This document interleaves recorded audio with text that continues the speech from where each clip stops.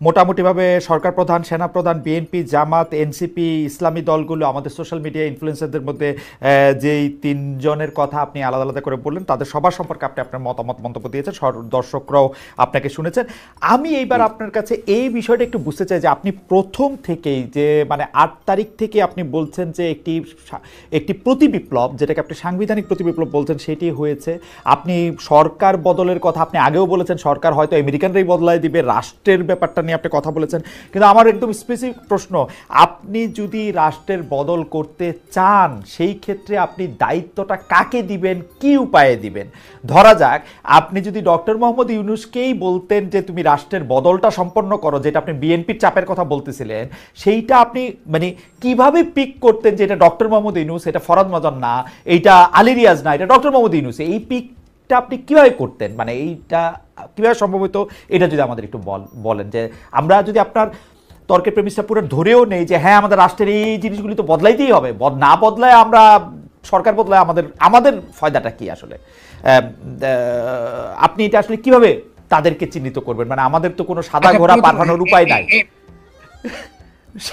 প্রথমত হলো যে এই বিষয়টা কিন্তু আমি অনেকবার বলেছি, আবারও বলি, এটা একটু আরেকবার বলছি। সেটা হলো আমি বারবারই বলেছি ডক্টর ইউনূসকে পূর্ণ ক্ষমতা সম্পন্ন অন্তর্বর্তীকালীন সরকারের প্রধান হিসেবে আমাদেরকে ঘোষণা করতে হবে। এটা প্রথম কাজ। কারণ তিনি কিন্তু পূর্ণ ক্ষমতা সম্পন্ন নন। তিনি উপদেষ্টা, কার উপদেষ্টা? তিনি চুপ্পুর উপদেষ্টা। চুপ্পু কার প্রেসিডেন্ট? শেখ হাসিনার প্রেসিডেন্ট, এবং তিনি বাংলাদেশের বিদ্যমান সংবিধানের অধীনে। ফলে আমরা কি করেছি, আমরা একটা ঘোড়ায় চড়তে চাইছি যে ঘোড়ার 4 পা কাটা, এই ঘোড়া দৌড়াতে পারেনি। তো একই দিয়ে আমার কোনো লাভ হচ্ছে না। ফলে ডক্টর ইউনূসের দোষ আকার আমি দেখবো না, কারণ আমাদের যে অজ্ঞতা, রাষ্ট্র সম্পর্কে আমাদের যে মারাত্মক রকম চিন্তার অভাব, আমাদের বুদ্ধিবৃত্তিক পশ্চাৎপদতা, এই জন্য আমরা 5 তারিখে জনগণের হাতে একটা গাঠনিক ক্ষমতা আসা সত্ত্বেও জনগণ সেই গাঠনিক ক্ষমতাকে তারা ব্যবহার করতে পারলো না। তারা শেষ পর্যন্ত আবারও শেখ হাসিনা রাষ্ট্রটাকে তারা রেখে দিল। ফলে প্রথম কাজটা হচ্ছে ডক্টর ইউনূসকে পূর্ণ ক্ষমতা, এখন আমি মনে করি ডক্টর ইউনূসকে আমরা কিভাবে আপনি এটা করবেন সেইটা আমরা আলোচনা আসবো। আপনি কিভাবে তাকে সিলেক্ট করবেন এই আলোচনাটা যদি আমাকে আগে বলতেন। কারণ হ্যাঁ, কিভাবে সিলেক্ট করবেন, মানে ডক্টর ইউনূসকে কিভাবে সিলেক্ট করবেন, মানে পূর্ণ ক্ষমতা দিবেন, অর্ধেক ক্ষমতা দিবেন, সেটা আপনি পরে দিয়েন। সিলেকশন প্রক্রিয়াটা আপনি আমাকে একটু আগে বলেন। সিলেকশন প্রক্রিয়াতে তখন এটা তো হিস্টোরিক্যালি ঘটেছে খালেদ, এটাকে তো আন্ডু করার তো কোনো উপায় নেই। ওকে, আর যদি আমরা আন্ডু করতে চাই তাহলে আমাদের আলোচনা করতে পারি, সমস্যা নেই আমাদের। কিন্তু আমরা যেভাবেই করি না কেন, ফরহাদ ভাই একটু ধাপে ধাপে বোঝার জন্য, আমরা একটা গণ অভ্যুত্থান দেখলাম, গণ অভ্যুত্থানের পরে আমরা একটা সরকারকে পালায় যেতে দেখলাম, সরকার এখন নাই, আমাদের এখন একটা সরকার লাগবে।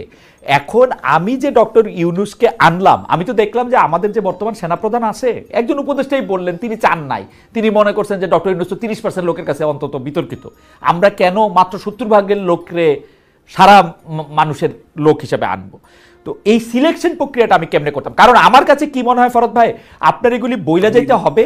কারণ হচ্ছে যে এরকম পরিস্থিতি আমরা ভবিষ্যতেও সামনে আসতে পারে আর কি। আমি চাই যে ব্যাপারটা এরকম না, আসতে পারে। আমি সিলেকশন প্রসেসটা জানতে চাইতেছি আজকে 50 বছর পরে, 20 বছর পরে। না ঠিক আছে, প্রথমত তো ডক্টর ইউনূসের সিলেকশন পদ্ধতি একটা হিস্টোরিক্যালি ঘটেছে। ডক্টর ইউনূস তো সেভাবে তো আমরা তাকে করি নাই। গণ অভ্যুত্থানটা এরকমই হয়।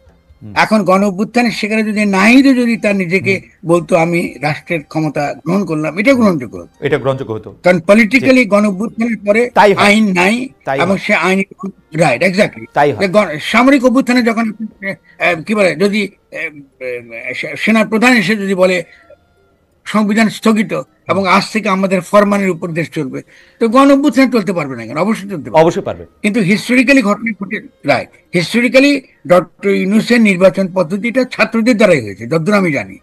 অন্য কোনো ভুল যদি তথ্য থাকতে পারে, ছাত্ররা কেন করেছে তাদের আমরা এটাকে মন্দ বলতে পারি না, এটাকে আবার ভালো বলতে পারছে না। কারণটা হলো যে মন্দ কেন বলতে পারছে না, কারণ আন্তর্জাতিক ভূরাজনৈতিক যে সকল সমস্যাগুলো ছিল তাকে যদি আমরা মোকাবেলা করতে চাই, তাহলে ডক্টর ইউনূসের নির্বাচনটা সঠিক। ওকে, এটা আমি মাইনে নিলাম। 2 নাম্বার আমি শেষ করে একটা করি, কারণ ইম্পর্টেন্ট, বাকিগুলো ইম্পর্টেন্ট। 2 নাম্বার হলো আমরা অনেকেই বুঝতে পারি নাই যে ডক্টর ইউনূস এটা তিনি আসবার পরে তিনি একটা সেনার সমর্থিত উপদেষ্টা সরকার মেনে নেবেন, কারণ তাকে আমরা অনেক বড় সম্মান দিয়ে এনেছিলাম, এটা তিনি মেনে নিয়েছেন। এটা আমরা তো অ্যান্টিসিপেট করতে পারি নাই, কারণ তার তো উচিত ছিল আমি সেনার সমর্থিত বসে চাই নাই, আমি একটা অন্তর্বর্তীকালীন সরকার চাই। আমার যে অন্তর্বর্তীকালীন সরকার একটা নতুন গঠনতান্ত্রিক প্রক্রিয়া শুরু করবে, এবং তার কিভাবে করতে হবে তার ফর্মুলা আমি বারবারই প্রথম দিন থেকে দিয়ে এসেছি, যে তিনি এসে বলবেন যে আমরা আজকে থেকে এই অন্তর্বর্তীকালীন সরকার ক্ষমতা গ্রহণ করেছে এবং বিদ্যমান যা আইন আছে সে আইন অনুসারে রাষ্ট্র চলবে, শুধুমাত্র যে সকল আইন আন্তর্জাতিক আইনের সঙ্গে সাংঘর্ষিক এগুলো বাতিল হয়ে যাবে, এবং আমাদের প্রথম প্রথম এবং প্রধান কাজ হচ্ছে একটা নতুন গঠনতন্ত্র উপহার দেওয়া। এটা হবে তার প্রথম ঘোষণা, এবং এটা করে নিয়ে এসে তিনি বিভিন্ন রাজনৈতিক দলের সঙ্গে কথা বলবেন এবং তাদেরকেও আপনার ওই যে রিকনসিলিয়েশন এবং রিকনসিলিয়েশন কাউন্সিল গঠন করে তাদেরকে ক্ষমতা অন্তর্ভুক্ত করে নেবে। তো এই কাজগুলো বলার সত্ত্বেও আমরা পারি নাই। এখন না পারার কারণটা হচ্ছে যে হয়তো আমাদের রাজনৈতিক শক্তি, দলীয় শক্তিটা দুর্বল ছিল, হুজির ওকে, কিন্তু আমরা তো একটা অভিজ্ঞতা যদি এখন গেছি, এখন তো আমরা চিন্তা করতে পারি যে আমাদের নির্বাচন আমাদের সমস্যার কোনো সমাধান করবে না, এবং এটাকে বিএনপিকে বুঝতে হবে। বিএনপিকে আমি সমালোচনা করি এই কারণে যে আমরা চাই বিএনপির মধ্যে হুঁশ আসুক, এবং আমরা একটা গণপরিষদে একটা নতুন গঠনতন্ত্র প্রণয়নের প্রক্রিয়া আমাদেরকে যেতেই হবে। যদি আমরা এটাকে বাধা দিই এবং এটাকে আমরা এড়িয়ে যাই, বাংলাদেশ একটা মারাত্মক রকম বিরোধ, দ্বন্দ্ব এবং হয়তোবা গৃহযুদ্ধের মধ্যে ঢুকবে, কারণ জনগণের যে প্রত্যাশা, তার যে চাওয়া পাওয়া, এটা আমরা মেটাতে পারবো না। এবং বিচারের কথা ছাত্ররা যেটা বলছে, দেখা যাবে যে বিচার করা অসম্ভব, কারণ শেখ হাসিনার আইনের অধীনেই তো আপনি বিচার করতে চাইছেন। আপনি খেয়াল করেন কি সমস্যাটা করছেন, আপনি যেই আইনে, আপনি যে কোর্টে, যে আদালতে বিচার করছেন, সে আদালত সম্পর্কে আন্তর্জাতিক সমালোচনা আছে, তো আপনি ওই আদালত রাখবেন না কেন? আপনাদের গণ আদালত তৈরি করার কথা, যাতে দ্রুত বিচার আপনাকে সম্পন্ন হতে পারে। আর যেহেতু ডক্টর ইউনূসের কাছে পূর্ণ ক্ষমতা নাই, ফলে তদন্ত করার ক্ষমতাও তার হাতে নাই, ফলে এগুলো তো বুঝার বিষয়, এটা তো অত্যন্ত কাণ্ডজ্ঞানী বিষয়। ফলে পূর্ণ ক্ষমতা অন্তর্বর্তীকালীন ডক্টর মোহাম্মদ ইউনূস যতটা মানে পশ্চিমা, মানে আমি যদি বলি যে উনি যতটা পশ্চিমা লোক বা পশ্চিমা শিক্ষায় শিক্ষিত লোক, উনি কি একটা গণ আদালত করার বা সংবিধান স্থগিত করে, বা যেটা আপনি প্রথম থেকে বলতেছিলেন ছুঁড়ে ফেলে দিয়ে, ধরেন শহীদ মিনারের শপথ নিয়ে একটা লোক, উনি তো খুবই কাঠামো, মানে উনি তো খুবই স্ট্রাকচারাল মানুষ, মানে উনার পক্ষে কি এটার বিকল্প আর কোনো কিছু করা সম্ভব ছিল কিনা প্র্যাকটিক্যালি, যেই কারণে এটা উনি করে নাই। আর দ্বিতীয় যে কথাটা হচ্ছে, এইটা উনি অন্তত কয়েকবার বলেছেন বলে আমি শুনেছি, কারণ উনি শপথ নেওয়ার পরে উনার সঙ্গে আমার সরাসরি কথা হয় নাই, উনি নাকি বারবার এই কথা বলেছেন যে আমি কিন্তু 111-এর মতো মানে ফখরুদ্দিন হয়ে মঈনুদ্দিন মাসুদুদ্দিনদের সরকারের মধ্যে যাইতে চাই না, আমার ক্ষমতা আর্মি থেকে এক্সক্লুসিভ হইতে হবে, এবং এইটা যদি তোমরা নিশ্চিত করতে পারো তাহলে আমি আসবো। সুতরাং উনি তো পূর্ণ ক্ষমতাবানই ছিলেন। আপনি যদি এইটা নিয়ে একটু এটা নিয়ে যদি একটু আপনি বলতেন। ক্ষমতার প্রশ্নটা শুধু ভূরাজনৈতিক শক্তির বলে হয় না, ভূরাজনৈতিক শক্তির বলে হয় না। রাষ্ট্রের যে পুরনো যে রাষ্ট্রটা, কলোনিয়াল যে রাষ্ট্রটা আমরা ধারণ করছি, ফলে সে রাষ্ট্রটাই তো নড়বড়ে। আপনি এটা দ্বারা তো কোনো মৌলিক কোনো পরিবর্তন কিছু করতে পারবেন। দেখেন, আপনাকে ডক্টর ইউনূসকে আনডান করে দিয়েছে, তার বিভিন্ন রকম কাজকে বিভিন্ন সময় কিন্তু আপনার প্রতিবন্ধকতা তৈরি করেছে আমলাতন্ত্র, তিনি পারেন না এটা করতে, এটা সম্ভব না তার পক্ষে করা। আর দ্বিতীয়ত, তিনি যেহেতু শপথ নিয়েছেন এই পুরনো সংবিধানের অধীনে, ফলে পুরনো আদালত রয়ে গেছে, পুরনো আইনই আছে আর পুরনো প্রক্রিয়ায় আছে। আপনি যে এখন যে আপনার ওই যে মামলা করতেছেন, একজনের সঙ্গে আরো 100 জন জুড়ে দিচ্ছেন, এইটা মোকাবেলা করতে করতেই তো তার দিন শেষ হয়ে যাচ্ছে, তার পক্ষে সম্ভব না এটা করা। ফলে সেই জন্য আপনাকে পূর্ণ ক্ষমতা লাগবেই, এটা আপনার কাছে কি মনে হয় না যে ক্ষমতা জিনিসটা অনেকটা উপলব্ধি করারও বিষয়? ডক্টর মোহাম্মদ ইউনূস যেহেতু রাজনৈতিক দলের বা মানুষের সমর্থনটা সেইভাবে উপলব্ধি করতে পারেন না, সেজন্য যতই আপনি তারে ক্ষমতা দেন তিনি আর ক্ষমতাবান হইতে পারবেন না। এই কারণেও একটা দলের বা গোষ্ঠীর আসা উচিত না, যারা নির্বাচন দিয়ে বা জনগণের ক্ষমতা দিয়ে আসে, আমার আপনার ইচ্ছার ফলেই শুধু বৈশা গেল, এটা হয় না। মানে আমি বলতে চাইতেছি, ডক্টর মোহাম্মদ ইউনূস যদি একটা পলিটিক্যাল পার্টি 50 লাখ বা 50 কোটি ভোট নিয়ে আসতেন, তিনি অনেক বেশি স্ট্রং হইতেন কিনা। আমি তো তারা অনেক দুর্বল দেখি প্রথম দিন থেকেই, মানে এইটা তাহলে তো আওয়ামী লীগই ক্ষমতা থাকতো। ধরেন আপনি এইগুলা পলিটিক্স খুব ভালো তর্ক না। জি, তাহলে তো আওয়ামী লীগই তো ক্ষমতায় থাকতো। না আওয়ামী লীগ তো, শক্তিমান আওয়ামী লীগ তো মানুষের ম্যান্ডেট নিয়ে আসে নাই ভাই, গত 15 বছর তো নাই আওয়ামী লীগের ম্যান্ডেট জনগণের। ম্যান্ডেট ম্যান্ডেট শব্দটা এটা বিতর্কিত, এটা অস্পষ্ট। আচ্ছা, জনগণের ভোটই তো নাই, জনগণের ভোট তো নাই আওয়ামী লীগের জন্য গত 10 বছর। এটা আওয়ামী লীগ সবচেয়ে ভালো জানে, ঠিক সবচেয়ে ভালো জানে আওয়ামী লীগ। খালেদ, আমি বলি আমরা পলিটিক্যাল আলোচনা করলে আমাদের কিছু ক্যাটাগরি সাবধানে ব্যবহার করতে হবে। ভোট কিন্তু সঙ্গে অভিপ্রায় কোনো সম্পর্ক না। ওকে, জনগণের অভিপ্রায় শব্দটা কিন্তু বলা হয় অভিপ্রায়। দেখেন বারবার কিন্তু আমি বলছি অভিপ্রায়টা, এই অভিপ্রায়টা কিন্তু এটাকে সামষ্টিক অভিপ্রায় রূপ দিতে হবে। আমি বললে হবে না, এটা আমার অভিপ্রায় না বা খালেদের অভিপ্রায় না। আমরা যে তর্ক বিতর্ক করছি এটা কিন্তু রাষ্ট্র গঠন প্রক্রিয়ার অংশ, এটা মনে রাখেন। আপনি কিন্তু ইতিমধ্যেই কিন্তু কন্ট্রিবিউট করছেন ওটা, কারণ আমি যে কথা বলছি এটা জনগণ শুনবে।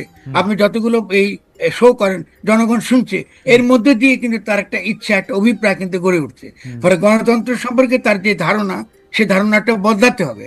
গণতন্ত্র মানে নির্বাচন না, আর নির্বাচনে একমাত্র বৈধ সরকার প্রতিষ্ঠিত করে না, গণ অভ্যুত্থানে বৈধ সরকার নির্বাচিত করে। মানে ডক্টর ইউনূস নির্বাচিত সরকার, এটা কিন্তু ভুল ধারণা যে তিনি যেহেতু ভোট করেন না তাই তিনি অনির্বাচিত।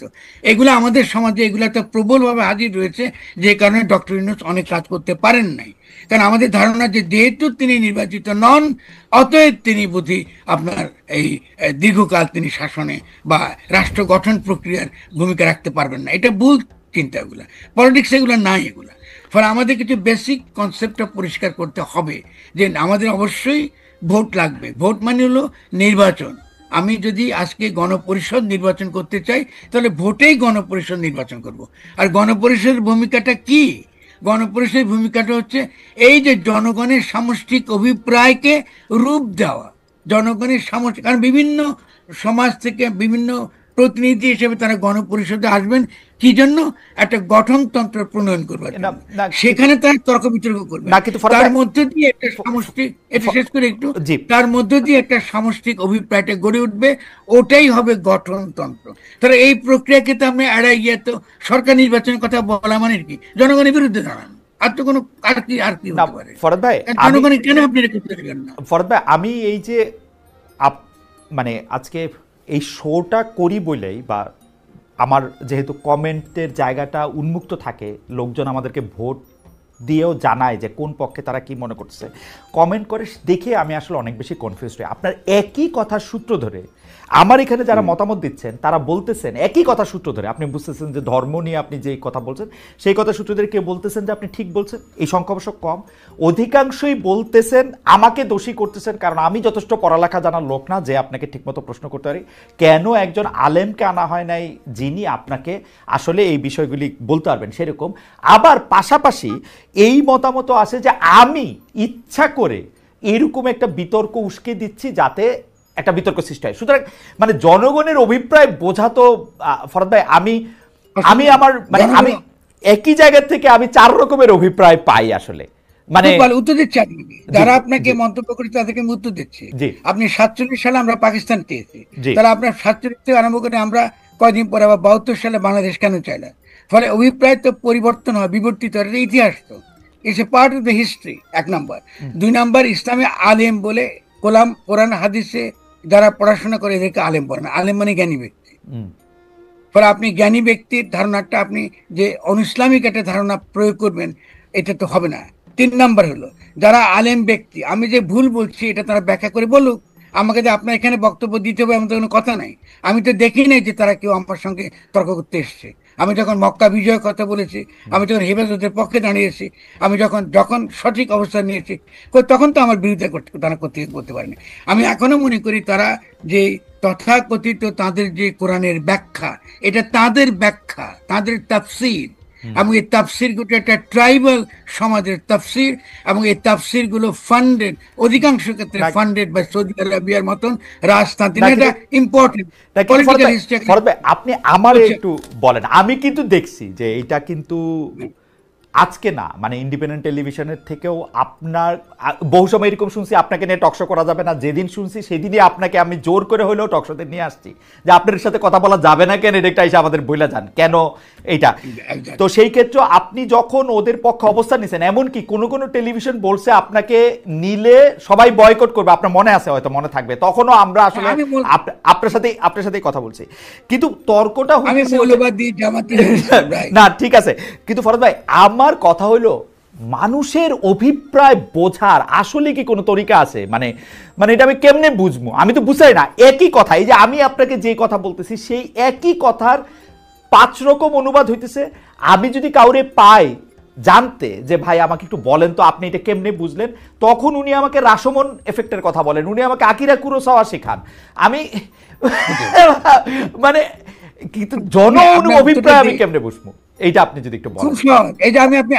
আপনি তর্ক করছি, জনগণ শুনতেছে, তার মধ্যে নিশ্চয়ই যারা আমার সম্পর্কে ধারণা আছে, ধারণা বদলাবে। আমি তো এডুকেশন ছাড়া, জনগণকে সচেতন করা ছাড়া তো আমরা সহজ কোনো পথ নাই। দেখুন, পলিটিক্সে তো সহজ পথ নাই। রাষ্ট্র এমন একটা জিনিস যেটা আপনাকে অবশ্যই একটা পর্যায়ে জনগণের অভিপ্রায়ের উপর দাঁড়াতে হবে। যেমন ধরুন, আজকে যে জনগণের অভিপ্রায় যে ছিল, তো শেখ মুজিবের পেছনে তো ছিল, আপনি বাঙালি জাতিবাদের পক্ষে তো ছিল, সে অভিপ্রায় কি বদলায় নাই? সে অভিপ্রায় কি আমরা বদলাইনি? আলোচনা করে তখন সেই অভিপ্রায় ঘটনার প্রেক্ষিতে, সময়ের পরিপ্রেক্ষিতে তাপ এবং চাপ তো আসলে লোহাকেও গলা দিতে পারে, সেটা তো অন্য কথা। কিন্তু সেটা হলো একই মুহূর্তে আপনার কথা 3 ভাবে অনুবাদ হচ্ছে, সেইটা আমি বলতে চাইতেছি যে আমি টেলে কেমনে অভিপ্রায় বুঝবো। লোকজন কি আপনাকে, আপনি যেটা বলতেছেন 8 আগস্ট থেকে আপনি সাংবিধানিক প্রতিবিপ্লবের কথা বলতেছেন, আপনি এই গঠনতন্ত্রের পরিবর্তন, মানে আপনি নামটাই এখন আর রাখতে চান না, সংবিধান গঠনতন্ত্র আপনি বলতে চান, রাইটলি বলেন হয়তো, কিন্তু এইটা কি বোঝা যাচ্ছে কিনা? আমরা একটু আগাই ফরহাদ ভাই, আমাদের এমনি সময় শেষ, আপনার অনুমতি নিয়ে আমরা একটু আরেকটু বেশি সময় থাকি আমরা একটু। আচ্ছা, সেই ক্ষেত্রে হলো যে আমি এইটার মধ্যে করতে চাই যে মার্কিন যুক্তরাষ্ট্রের সঙ্গে একটা সফল টেরিফ নেগোসিয়েশন বাংলাদেশ করছে। তবে মার্কিন যুক্তরাষ্ট্রকে আপনি আসলে একটা বক্তৃতা আপনার আমি শুনতে চাইতেছিলাম যে আপনি মার্কিন যুক্তরাষ্ট্রকে একটা দেশই আপনি বলতে চান না, এটাকে আপনি একটা ইসরায়েল, একটা রাষ্ট্র, এইটার একটা প্রতিচ্ছবি এরকম একটা আপনি বলতেছিলেন। তো সেইখানে আমরা এটা জানতে চাইছিলাম যে তোমরা আসলে কি দিলা বা কেমনে নেগোসিয়েশনটা করলা কেমনে, নাকি এর যে ক্রেডিট তোমারে আমরা দিব এতে আমাদের কি হইলো? সেই ক্ষেত্রে আমরা শুনলাম যে এখানে একটা নন ডিসক্লোজার এগ্রিমেন্ট আছে। আমরা জানলাম যে একজন উপদেষ্টা বললো যে না, এটা আমরা জানতে চাই। সেই উপদেষ্টাকে আবার ভুল বললো হচ্ছে সরকারের মুখপাত্র বলে আমরা তাকে চিনি, আমাদের শফিক ভাই। এইটাকে আপনি আসলে কি হয় দেখেন, আপনাদের যদি সংক্ষেপে বলেন, আমাদের আরো কয়েকটা বিষয় আছে আসলে। না, আমি প্রথমত আপনার ধরুন আমি বলবো যে আপনার যে উপদেশটাই বলেছেন, তিনি একটা কথা খুব পরিষ্কার বলেছেন, তিনি নাগরিক হিসেবে বলেছেন। তিনি যে একটা পার্থক্যটা রেখেছেন যে সরকার হিসেবে বলা আর নাগরিক হিসেবে আমি অস্বস্তি বোধ করি, এটা খুবই পরিষ্কার ছিল সেই জায়গাতে। তো এটা একটুখানি দুঃখজনক যে আমি শফিকভাই যদি এটা মনোযোগ দিয়ে খেয়াল করতেন, তাহলে তিনি ওই যেভাবে তিনি বলেছেন উনি ভুল বলেছেন এই শব্দটা তিনি ব্যবহার করতেন না, কারণ উনি প্রাজ্ঞ সাংবাদিক, তার উচিত ছিল যে এটা সরকার বিরোধী অবস্থান হয়েছে না, যে ভুল বলেছেন তিনি ভুল কিছু বলেননি। কথা ঠিক আছে, এটা আমরা বলতে পারি না ডিপ্লোম্যাটিক্যালি, যেহেতু সরকারে আমরা আছি, ফলে সরকারের সঙ্গে আমরা মার্কিন যুক্তরাষ্ট্রের সঙ্গে আমরা একটা নেগোসিয়েট করছি, ফলে এটা তো হতেই পারে। তিনি বলতে পারেন যে এটা উপদেষ্টার ব্যক্তিগত মত হতে পারে। তো আমি এটা হচ্ছে আমি বলবো তো এগুলো তুচ্ছ জিনিস, এগুলো গুরুত্বপূর্ণ ইস্যু না। গুরুত্বপূর্ণ ইস্যু হচ্ছে যে আমরা যে ট্যারিফ যে কমাবার জন্য যেটা করেছি আসলে তো কমাই নেই, কেন আমরা তো জানি না যে ট্যারিফের কমাবার বিপরীতে আমরা কি পরিমাণ অর্থ, পাল্টা অর্থ আমরা ওই বোয়িং কেনার নামে আমরা মার্কিন যুক্তরাষ্ট্রকে দিচ্ছি। এটা খুব ইম্পর্টেন্ট। 2 নম্বরটা হচ্ছে যে আমরা কি সারা জীবন এই যে দর্জির দোকানকে কি বলে ইন্ডাস্ট্রি বলে চালাবো, আর কতদিন চালাবো? আমাদের যে গার্মেন্ট ইন্ডাস্ট্রিগুলো, এটাই তো মূল যেটা মার্কিন যুক্তরাষ্ট্রে যায়। আমাদের তো আরো তো ডাইভার্সিফিকেশন লাগবে, ইকোনমিক ডাইভার্সিফিকেশন লাগবে। আমার ফলে আমরা একটা সেখান থেকে আমরা কাপড়ও কিনি বাইরে থেকে, মেশিনও কিনি বাইরে থেকে, আমরা খালি কি সস্তা শ্রমটা অ্যাড করি।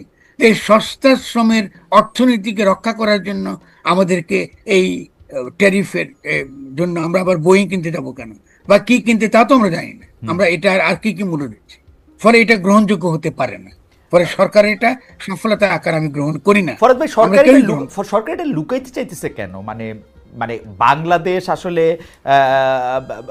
এই আপনি যেটাকে দর্জি শিল্প বলতেছেন সেই শিল্পটাকে বাঁচাইতে যদি কোনো পদক্ষেপ নয়, সেটা তো ডক্টর মোহাম্মদ ইউনূস দেশের স্বার্থেই আমি তার নিবেন। পক্ষে থাকবো নিশ্চয়, ঠিক আছে, আপনি যদি কিন্তু চান তো আপনি কিন্তু উনারা করবেন। উনারা উনারা এটাকে লুকাইতে চাইতেছেন কেন? এটাকে মানে মার্কিন যুক্তরাষ্ট্র বাংলাদেশকে চাপ দিছে যে তোমরা এটা লুকায় রাখো বা তোমরা এটা বইলো না? না, আমার মধ্যে এখানে এটা আমি আমি আমি যেটা বুঝতে বুঝতে পারি সেটা হচ্ছে যে এই আন্তর্জাতিক ক্ষেত্রে আমাদের সফলতা, মানে ডক্টর ইউনূসের সফলতাকে দেখাবার জন্য যে চেষ্টাটা, যে অতিরিক্ত চেষ্টা, যেটা কোনো দরকার নাই।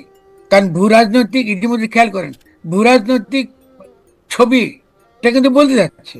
আজকে আজকে যে রাশিয়া, ভারত এবং চীন, তাদের মধ্যে কিন্তু ঐক্য হয়ে যাচ্ছে। আমরা কিন্তু কমপ্লিটলি কিন্তু একটা নতুন মেরুকরণ ঘটছে, এবং আমাদের কিন্তু নতুন করে ভাবতে হবে। আপনি যদি শুধুমাত্র একটা প্রো আমেরিকান পজিশন নিয়ে আপনি বাংলাদেশকে চালাতে যান, এটা এটা সম্ভব হবে না। ওকে। কারণ আমাদেরকে একটা ব্যালেন্স জায়গায় থাকতে হবে, এবং সেদিক থেকে যে বিচক্ষণতা দরকার আমাদের, সেদিক থেকে যে আমাদের ভূ রাজনৈতিক ক্ষেত্রে আমাদের যে আরো দূরদর্শী হওয়ার উচিত, এটা তো আমরা হচ্ছি না, সেটার অভাব আমি দেখছি সরকারের মধ্যে। তো আমি মনে করি যে অবশ্যই যে নন ডিসক্লোজার, এটাকে বলা হচ্ছে যে হ্যাঁ, এটা ডিপ্লোম্যাটিক, কূটনৈতিক সম্পর্ক রক্ষার ক্ষেত্রে এটা হয়, এবং এটা তারা আমাদেরকে বোঝাচ্ছেন। আর আমরা জনগণের তরফ থেকে বলতে পারছি যে না, এটা আমাদের মেনে নিতে হবে, এমন কোনো যুক্তি নেই, তার কোনো যুক্তি নেই। ফলে আমরা মনে করি যে নিঃসন্দেহে আমরা একটা ট্রান্সপারেন্ট, একটা স্বচ্ছ, জবাবদিহিতামূলক সম্পর্ক চাই, লুকোচুরি চাই না, গোপন কোনো চুক্তি কোনো রাষ্ট্রের সঙ্গে আমরা চাই না। এটা তো ন্যায্য দাবি, ওকে। এটা তো চাইতেই পারি আমি নাগরিক ওকে। হিসেবে। ফলে এটাই হচ্ছে আমাদের প্রশ্ন। জনাব মুস্তাফিজুর রহমান এক প্রশ্ন অনেকবার করেছেন, আপনি যদি খুব সংক্ষেপে একটু বলেন, আওয়ামী লীগকে বাদ দিয়ে নির্বাচন করলে কি দেশে গণতন্ত্র ফিরে আসবে? ফরহাদ ভাইকে আমার প্রশ্ন। আমেরিকা বাদ দেবো, তিনি কি বুঝাচ্ছেন আমি জানি না। হুম। ফ্যাসিজম তো আসতে পারবে না, ফ্যাসিস্ট শক্তি তো আসতে পারবে না। আর আওয়ামী লীগকে যদি হতে হয়, তাহলে আওয়ামী লীগের প্রথম তাকে নিজেকে তো আগে বদলাতে হবে। হুম। আওয়ামী লীগের তো একটা দায়িত্ব আছে, সে যে অপরাধগুলো করেছে তার জন্য অনুশোচনা, ক্ষমা প্রার্থনা করা। আপনি যে জামাতের কাছে ক্ষমা প্রার্থনা চান, তো আওয়ামী লীগের কাছে আমি ক্ষমা প্রার্থনা চাইতে পারি? এটা তো নিজের পক্ষে আমাকে চাইতে হবে। আপনি কিছুই চাইবেন না, তারপরে আমি নির্বাচন করতে চাইবেন, এটা কি করে হবে? আর দ্বিতীয়ত, আপনি এখনো ফ্যাসিস্ট দল আকারে থাকতে চাইছেন, আপনি এখনো বাংলাদেশের স্বার্থের বিরুদ্ধে ক্যাম্পেইন করছেন, তাহলে কি করে আওয়ামী লীগ আবার নির্বাচনে আসবে? এটা তো হতে পারে না। আর দ্বিতীয়ত, বিপদের জায়গা তো অন্যত্র, কারণ আওয়ামী লীগ তো এসে বিএনপির সঙ্গে হাত মেলাচ্ছে। কারণ ওকে। পরাজিত শক্তি আকারে নির্বাচনের নামে, যেখানে আমরা আপত্তি করছি যে নির্বাচনের নামে তো আপনি পরাজিত শক্তিকে আবার পুনর্বাসিত করছেন, এখানে তো আমাদের বিপদের জায়গাগুলো।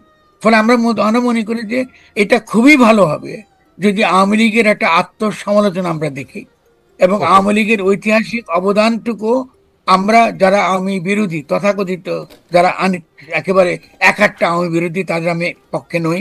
আমরা মনে করি আওয়ামী লীগের যে ঐতিহাসিক অবদান আছে, এটাও আমাদেরকে আহ, আলোচনার মধ্যে আনতে হবে। ওকে। যদি আমরা সেই রাজনৈতিক প্রজ্ঞা দেখাই, এবং আমরা সেটা আমাদের উপর নির্ভর করবে, যদি দেখাই, তাহলে আওয়ামী লীগ নিশ্চয়ই ক্ষমতা আসবে।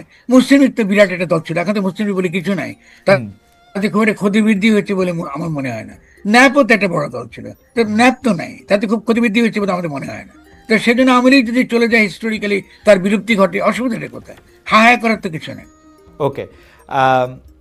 আপনি বলেছেন, কোট করছি, গণতন্ত্র আর ফেসিবাদ খুবই কাছাকাছি, ফেসিবাদীরাও নির্বাচনের মাধ্যমেই ক্ষমতায় আসে, তাই যারা এখন নির্বাচন করছে তারা প্রকারান্তরে ফেসিবাদকেই পুনর্বাসন করতেছে। আপনি এটা নতুন বলতেছেন না, একমাত্র বলতেছেন না, হঠাৎ করে বলতেছেন না, এটা আপনি চিন্তা ভাবনা করে, এবং আজকেও আপনি এটা বলছেন। কিন্তু এই জাতীয় নির্বাচন নিয়ে আপত্তি করলেও চলমান ডাকসু নির্বাচন নিয়ে আজকেই ফেসবুকে উৎসাহমূলক পোস্ট দিয়েছেন, এইটার কারণ আপনি একটু বলবেন কিনা? আপনি বলেছেন দরকার বিশ্ববিদ্যালয় পুনর্গঠন, ডাকসু নির্বাচনের মধ্যে দিয়ে শিক্ষার্থীরা নতুন বাংলাদেশ গঠনের রাজনীতি শক্তিশালী করতে পারে কিনা, এটাই এখন দেখবার বিষয়। আগে তো কখনো পারে নাই, ডাকসু থেকে আমরা অনেকেই বলেন যে কিছু পাই নাই, এই জায়গাটা থেকে যদি আমাদের বলেন, বাংলাদেশের রাজনীতিও যেমন ডাকসুও তেমন ভালো কিছু আসে নাই। ডাকসু ডাকসু তো বাংলাদেশের স্বাধীনতার যুদ্ধে অত্যন্ত গুরুত্বপূর্ণ ভূমিকা ছিল, এরশাদ বিরোধী আন্দোলনে অত্যন্ত গুরুত্বপূর্ণ ভূমিকা ছিল। এমনকি আপনার এই যে কোটা সংস্কার আন্দোলন থেকে আপনার বৈষম্যহীন এই যে সমাজ কায়েম করার আন্দোলনতে অত্যন্ত গুরুত্বপূর্ণ ভূমিকা ছিল। ফলে ডাকসুকে বলেছি আমি, ডাকসু হচ্ছে বাংলাদেশের রাজনীতির হৃৎপিণ্ড। কেন? কারণ ছাত্ররা হচ্ছে সবচেয়ে সংবেদনশীল, ফলে সমাজে যে রাজনৈতিক দ্বন্দ্ব সংঘাত, যে বিরোধ, তার কিন্তু প্রতিফলন ডাকসু নির্বাচনে ঘটে।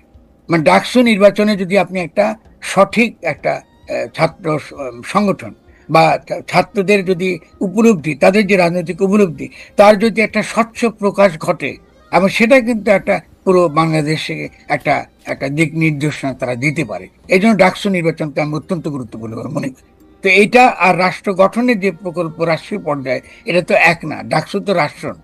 তবে ডেফিনেটলি শিক্ষা ব্যবস্থা মাত্রই রাষ্ট্রের অংশ, কারণ শিক্ষা ব্যবস্থার মধ্য দিয়ে আমাদের যে রাজনৈতিক চেতনার বিবর্তন হয়, রাজনৈতিক চেতনার যে বিকাশ ঘটে, তার দ্বারাই কিন্তু আমরা একটা গণতান্ত্রিক রাষ্ট্র কায়েম করতে পারি।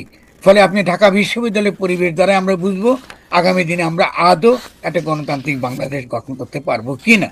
কারণ আপনি দ্বিতীয়ত হচ্ছে যে আমরা তো বলি যে শিক্ষা একই সঙ্গে বলা হয় যে একটা ইডিওলজিক্যাল স্টেট অ্যাপারেটাস, মানে মতাদর্শিকভাবে এই শিক্ষা ব্যবস্থাটাই এই রাষ্ট্রের যে ভিত্তিটা, তার যে নৈতিক ভিত্তি, তার যে অন্যান্য তার যে আদর্শিক ভিত্তিটা, এটা কিন্তু শিক্ষা ব্যবস্থা তৈরি করে। ফলে শিক্ষা ব্যবস্থার প্রতি আমি অত্যন্ত মনোযোগী। আমি মনে করি যে এই শিক্ষা এবং সংস্কৃতি, এই দুটো ক্ষেত্র আগামী দিনের রাজনীতিতে অত্যন্ত নির্ধারক ভূমিকা রাখবে। এবং এখন যে আপনার সঙ্গে আমি কথা বলছি, এটাও কিন্তু শিক্ষা ব্যবস্থার অন্তর্গত। আপনি আমাকে প্রশ্ন করছেন, আমি উত্তর দেওয়ার চেষ্টা করছি, এবং হয়তো কিছু উত্তর দিতে পেরেছি, কিছু পারিনি। এর মধ্যে দিয়ে জনগণ আমার পক্ষে বা আমার বিপক্ষে তার জনমত তৈরি হবে। এর মধ্য দিয়ে আমরা একটা সামষ্টিক অভিপ্রায়টা আমরা তৈরি করবো। এর কোনো বিকল্প নেই। আপনি আমার মনে হয় শর্টকাটে কিছু ফরহাদ ভাই, আমি আপনাকে আমরা যে পোলটা করছি আপনার বক্তব্য নিয়ে, সেটা রেজাল্ট একটু আপনারা বলতে পারি। আপনার বক্তব্য আমরা দর্শকদের কাছে জানতে চাইছিলাম, যারা নির্বাচনের দাবিতে সোচ্চার, তারা একভাবে ফেসিবাদকে পুনর্বাসন করছে বলে মনে করেন কবি ও তাত্ত্বিক ফরহাদ মজার। প্রিয় দর্শক, এই অবস্থান সঠিক বলে মনে করেন কিনা? শতকরা 65% দর্শক মনে করেন যে এটি সঠিক, শতকরা 35% মনে করেন যে এটি সঠিক নয়। 32,000 দর্শক আমাদের ভোট দিয়েছেন। ফরহাদ ভাই, আমরা ভালো না, এটা একটা পোলের রেজাল্ট। জি, আমরা ভারত প্রসঙ্গে একটু আপনার কাছে একটু সংক্ষেপে জানতে চাই যে আমরা দেখেছি যে ভারতের সহযোগিতায় শেখ হাসিনা দীর্ঘ সময় নানা কৌশলে ক্ষমতায় থেকেছেন। এটা নিয়ে নিশ্চয়ই প্রামাণ্য গ্রন্থ, দলিলাদি, গবেষণা, সেটা আমরা খুব শীঘ্রই বা সামনে আমরা নিশ্চয়ই দেখতেও পাবো। এই ক্ষোভটা জুলাইয়ের আন্দোলনে ভারত বিরোধিতা, ভারত বয়কট একটা বড় ঘটনা ছিল, কিন্তু এই সরকার ক্ষমতায় আসছে 1 বছরের বেশি সময় হচ্ছে, ভারতের সঙ্গে আমরা ওই চুক্তিগুলি আমরা বাতিল দেখি নাই, চুক্তিগুলি আসলে সামনেও দেখি নাই। এইটার কারণ কি? মানে ভারতই একতরফাভাবে তাদের চুক্তি বাতিল করে, তারপরে হচ্ছে আমাদের ভিসা কমায় দেয়, আমরা কি করব না করব সেটা ঠিক করে, মোদি সাহেব তার হোটেলের রুমে ইউনূস সাহেবকে ডেকে পাঠান। মানে এইগুলি সাধারণত এটা নিরপেক্ষ ভেন্যুতে হয়, কিন্তু আমি খুব নিয়ে জানছি যে মোদি সাহেবের সাথে তার বৈঠক মোদি সাহেবের সুইটে হয়েছে। এগুলি কেন? মানে ডক্টর ইউনূস সাহেব এরকম কেন? মানে মানে মানে উনার টিকি কোথায় বাধা? আমি ইউনূস সাহেবের পক্ষে, ওনার পক্ষে বা বিপক্ষে আমার তো কিছু বলার, সরকারটা যদি একটু বলেন। জি, সরকারটা এরকম হতে চাইবে না। না, প্রথমত আমি মনে করি যে আমরা তো সত্যি তো দিল্লির একটা আগ্রাসী এবং আধিপত্যের অধীনে রয়েছে, এটা তো সত্যি কথা।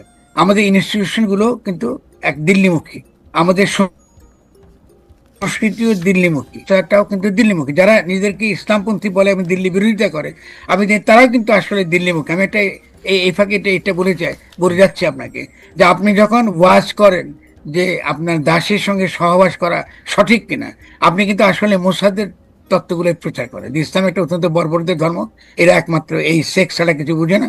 এই যে একটা ভাবমূর্তি ওয়াজের মধ্যে দেন, এবং এই যে একটা ভাবমূর্তি তৈরি করে যে একমাত্র পরকাল ছাড়া ইসলামের কোনো ইহলৌকিক তার কোনো কাজ নাই, এই চিন্তাগুলো কিন্তু যারা ফান্ড করে, এরা একান্তই কিন্তু ইসলাম বিরোধী শক্তি। ফলে আমি বলছি যে এগুলো কিন্তু ভারত থেকে প্রচারিত হয়, এটাই দেখানো হয় ভারতের গণমাধ্যমে, দেখো এই হলো মুসলমানরা এটাই চিন্তা করে যে এই ব্যাপারটা। তাই আমি বলছি ভারতের আমাদের প্রতি যে দৃষ্টিভঙ্গি, এটা শুধু কি আমাদের প্রতি? আপনি পশ্চিমবাংলাকে বাংলা বিদ্বেষ বেড়েছে।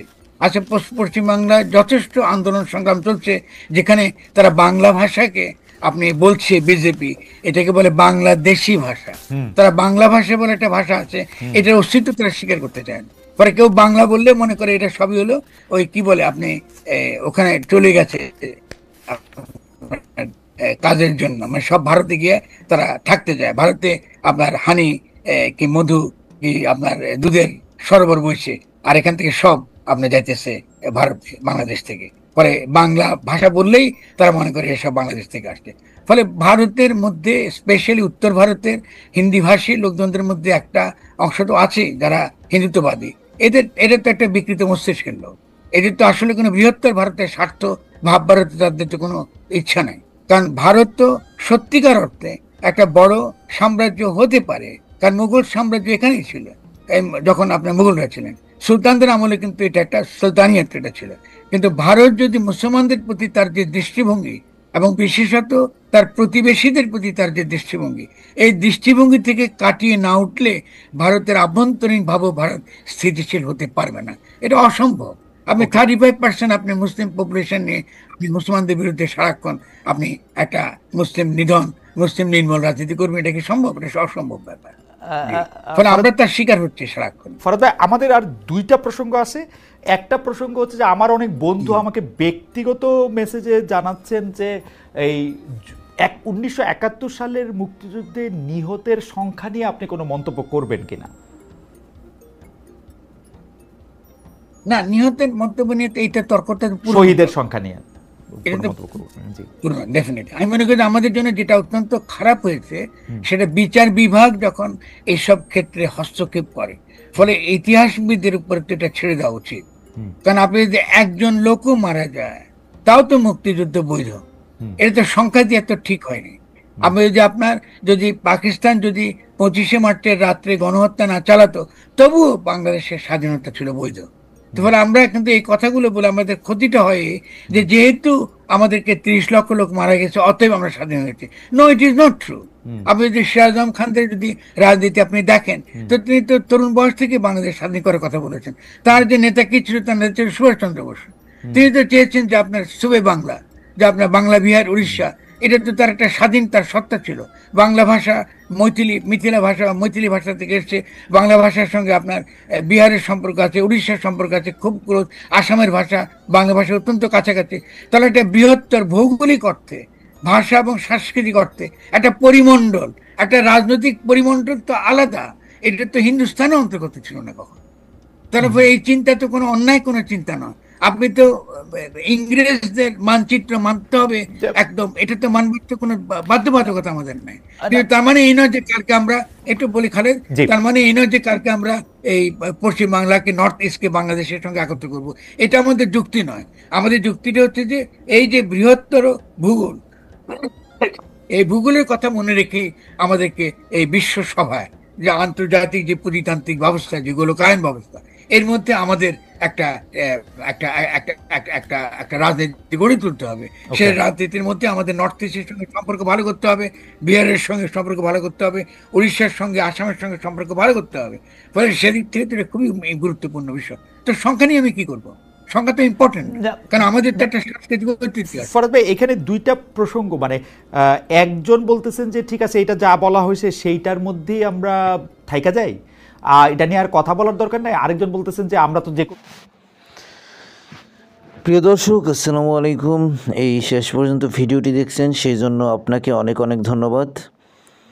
আমাদের এই ইউটিউব চ্যানেলটিকে একটি সাবস্ক্রাইব করে দিবেন। একটি সাবস্ক্রাইব যদি করেন তাহলে পরবর্তী ভিডিও আপলোড করলে আপনাদের কাছে সবার আগে নোটিফিকেশন চলে যাবে, আপনি সবার আগে আমাদের এই ভিডিওটি দেখতে পারবেন।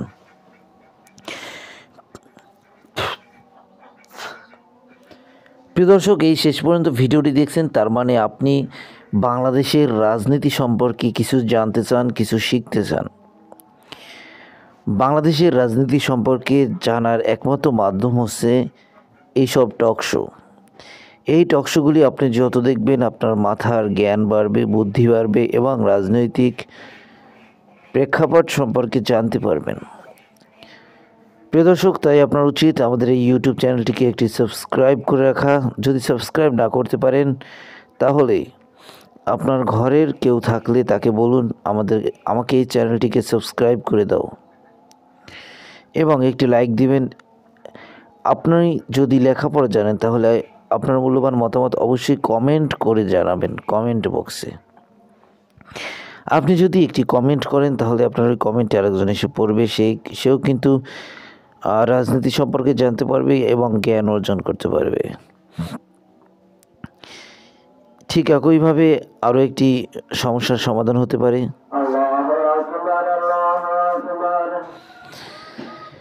ঠিক একইভাবে আপনি যদি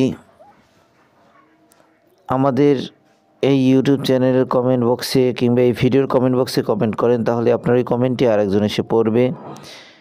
সে কিন্তু আপনি যদি কোনো প্রকার ভুল করে থাকেন কমেন্টে কিংবা আপনার চিন্তাভাবনার ভিতর যদি কোনো প্রকার ভুল থেকে থাকে তাহলে সেই ভুলটি ধরিয়ে দেবে, আপনি কিন্তু শুধরে যেতে পারবেন। এখন আপনি যদি বলেন যে আমি কেন ভুল করব, আমার চিন্তাভাবনা কেন ভুল থাকবে, মানুষ বলতেই ভুল, মানুষের চিন্তাভাবনায় ভুল থাকে, তো এটা অস্বাভাবিক কিছু না, থাকতেই পারে। যাই হোক প্রিয় দর্শক, বাংলাদেশের রাজনৈতিক প্রেক্ষাপট যদি বদলাতে হয়, বাংলাদেশের রাজনীতির সুন্দর একটি মুহূর্ত যদি আমরা উপভোগ করতে চাই এবং বাংলাদেশের রাজনীতিটাকে যদি ভালো একটি অবস্থানে নিয়ে যেতে চাই, আমাদের পরবর্তী প্রজন্ম যদি খুব সুন্দর একটি রাজনৈতিক প্ল্যাটফর্ম পেতে চায় বা পাইয়ে দিতে চাই, তাহলে কিন্তু আমাদেরকেই রাজনৈতিক মাঠে কাজ করতে হবে এবং যেই সকল ভালো মানুষ আছে তাদেরকে সাপোর্ট করতে হবে, তাদেরকে সাপোর্ট দিয়ে বাংলাদেশের রাজনীতিতে ফিরিয়ে আনতে হবে। বেশিরভাগ ক্ষেত্রে দেখা যায় বেশিরভাগ ভালো মানুষগুলোই রাজনীতি থেকে দূরে আছেন, তো এইসব মানুষদেরকে আমরা কাছে কাছে ডাকবো এবং এনাদেরকে যতটা সম্ভব হেল্প করব। প্রিয় দর্শক, ভালো মানুষ যদি রাজনীতির মাঠে আসে তাহলে রাজনীতির পরিবেশ এমনিতেই পাল্টে যাবে, সেটি আর বলতে হয় না। যাই হোক, অনেক কথাই বলে ফেললাম। কিছু সংখ্যক মানুষ, কিছু সংখ্যক অসৎ নেতা যারা বর্তমান নেতৃত্ব দিয়েই যাচ্ছেন এবং দিচ্ছেন, তারা একমাত্র শক্তি পায় তাদের জনগণ দিয়ে। তাদের জনগণ কারা? কিছু উচ্ছৃঙ্খল নেশাখোর ছেলেবেলে। তো এইসব ছেলেবেলে কিন্তু আপনার আমার ঘরেরই ছেলেবেলে, কিন্তু তারা বাহিরে এইসব নেতাদের আশকারায় খারাপ হয়ে যাচ্ছে। এদের প্রতি খেয়াল রাখতে হবে, এদেরকে বোঝাতে হবে যে এই দলটি করো বা এই দলটি করো, এই দলটির ভালো দিকগুলো তাদের কাছে তুলে ধরুন, খারাপ দিকগুলি তুলে ধরুন। তখন তারা নিজেরাই ডিসাইড করতে পারবে যে আসলে সে কোন দলে যেতে পারে। তো সত্য উন্মোচক হোক এবং ভালো থাকবেন সবাই, সুস্থ থাকবেন। আজকের মতো এখানেই শেষ করলাম। আবার দেখা হবে নতুন কোনো ভিডিওতে। সে পর্যন্ত